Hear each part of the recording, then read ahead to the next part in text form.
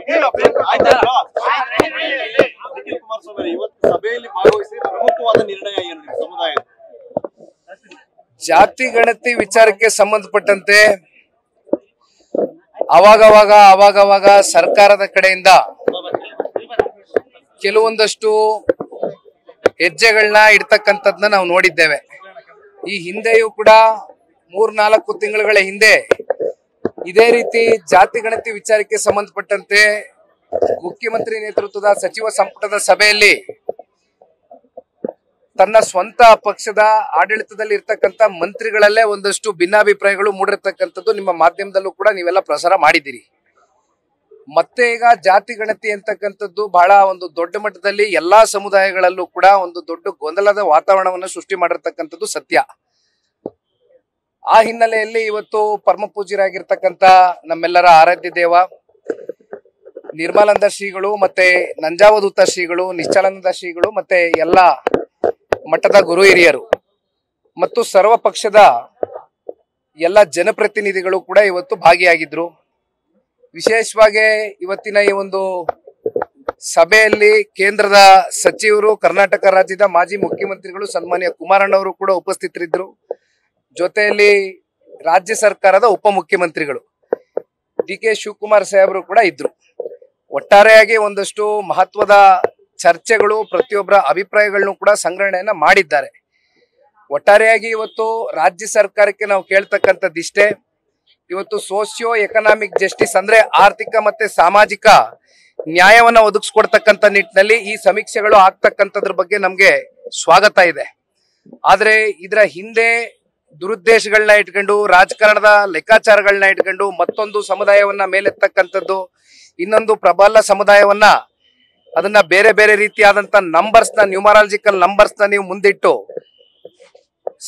ಸಮಾಜದ ಮಧ್ಯೆ ಒಂದ್ ರೀತಿ ಸಂಘರ್ಷಣ ಉಂಟು ಮಾಡ್ತಕ್ಕಂಥದ್ದಕ್ಕೆ ಸರ್ಕಾರ ಮುಂದಾಗಬಾರದು ಅಂತಕ್ಕಂಥದ್ದು ಬಹಳ ಸ್ಪಷ್ಟವಾಗಿ ನಾವು ಈ ಸಂದರ್ಭದಲ್ಲಿ ವ್ಯಕ್ತಪಡಿಸ್ಲಿಕ್ಕೆ ಇಷ್ಟಪಡ್ತೇನೆ. ಇದು ನಮ್ಮ ಪಕ್ಷದ ನಿಲುವು. ಸರ್, ಇದ್ರ ಜೊತೆಗೆ ಈಗ ಒಂದು ಕ್ರಿಶ್ಚಿಯನ್ ಒಕ್ಕಲಿಗ ಅನ್ನೋದ್ರ ಬಗ್ಗೆ ಆಕ್ಷೇಪಣೆ ಗಟ್ಟಿಯಾಗಿ ಕೇಳಿ ಬಂದಿದೆ.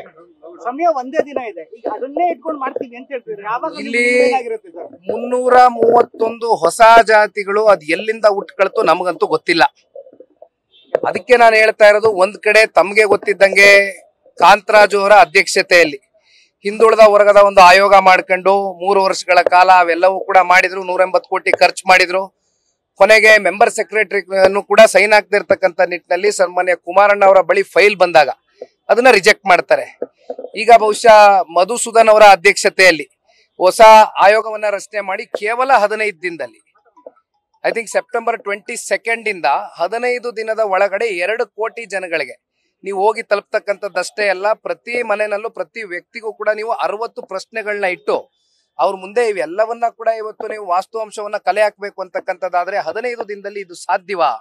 ಇಸ್ ಇಟ್ ಪ್ರಾಕ್ಟಿಕಲಿ ಪಾಸಿಬಲ್ ಅಂತಕ್ಕಂಥದ್ದು. ಯಾಕೆಂದ್ರೆ ಒಂದು ಡೆಕೇಡ್ ಅಂದ್ರೆ 10 ವರ್ಷದಿಂದ ಆಗದೆ ಇರತಕ್ಕಂತ ಈ ಜಾತಿ ಸಮೀಕ್ಷೆ ಈಗ ಯಾಕೆ? ಆಮೇಲೆ ಒಂದ್ ಕಡೆ ನಾನು ಹೇಳ್ತಕ್ಕಂಥದ್ದು ನೋಡಿ, ನಮಗೆ ನಿಮ್ಗೆ ತಿಳಿದ ಮಟ್ಟಕ್ಕೆ ಇವತ್ತು ರಾಜ್ಯ ಸರ್ಕಾರಕ್ಕೆ ಅಧಿಕಾರ ಇರತಕ್ಕಂಥದ್ದು ಸಮೀಕ್ಷೆ.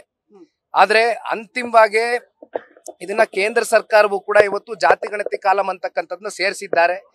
4 ತಿಂಗಳಲ್ಲಿ ಎಲ್ಲವೂ ಕೂಡ ಕೇಂದ್ರ ಸರ್ಕಾರದ ಕಡೆಯಿಂದ ಇಡೀ ರಾಜ್ಯ ವ್ಯಾಪ್ತಿ ಇವತ್ತು ಸಮೀಕ್ಷೆ ನಡೆಸ್ತಾ ಇದ್ದಾರೆ. ಅಧಿಕೃತವಾಗಿ ಅವ್ರ ಕಡೆಯಿಂದ ಇವೆಲ್ಲವನ್ನ ಹೊರಗಾಕ್ತಾರೆ ನಂಬರ್ಸ್. ಮತ್ತೆ ಇಲ್ಲಿ 405 ಕೋಟಿನೋ 420 ಕೋಟಿನೋ ಮತ್ತೆ ಈ 15 ದಿನದಲ್ಲಿ ಇದೇನ್ ಖರ್ಚು ವೆಚ್ಚು ತೋರಿಸ್ಕೊಂಡಿದ್ದಾರೆ, ಇದೆಲ್ಲ ನಿಜಕ್ಕೂ ಕೂಡ ಅವಶ್ಯಕತೆ ಇದೆಯಾ ಅಂತಕ್ಕಂಥದ್ದು ಎಲ್ಲರಲ್ಲೂ ಯಕ್ಷ ಪ್ರಶ್ನೆ ಕಾಡ್ತಾ ಇದೆ. ಸರ್, ಇದ್ರ ಜೊತೆಗೆ ಕಾಲಂ ನಲ್ಲಿ ಕೆಲವೊಂದಿಷ್ಟು ವ್ಯಕ್ತಿಗತ ಪ್ರಶ್ನೆ ಕೇಳಿದ್ರು. ಉದಾಹರಣೆಗೆ ನಿಮ್ಮ ಮನೇಲಿ ಎಷ್ಟು ಚಿನ್ನ ಇದೆ ಅಂತ, ಈ ತರ ಪ್ರಶ್ನಾವಳಿಗಳ ಬಗ್ಗೆ ಆಕ್ಷೇಪಣೆ ವ್ಯಕ್ತ ಆಗಿದೆ. ಅಂದ್ರೆ ವ್ಯಕ್ತಿಗತವಾಗಿರುವಂತದ್ದು, ಪರ್ಸನಲ್ ಆಗಿರುವಂತಹ ಕಾಲಂಗಳು ಯಾಕೆ ಬೇಕಿತ್ತು ಅಂತ. ಜೊತೆಗೆ ಸರ್ಕಾರ ಹೇಳ್ತಾ ಇರುವಂತದ್ದು ಜಾತಿ ಗಣತಿ ಅಲ್ಲ, ಸಾಮಾಜಿಕ ಶೈಕ್ಷಣಿಕ ಸರ್ವೆ, ಹೀಗಾಗಿ ಅವರ ಸಾಮಾಜಿಕ ಸ್ಥಿತಿಗತಿ ಬಗ್ಗೆ ಇದು ಬೇಕು ಅನ್ನೋಂಥದ್ದು. ಏನ್ ಹೇಳ್ತೀವಿ?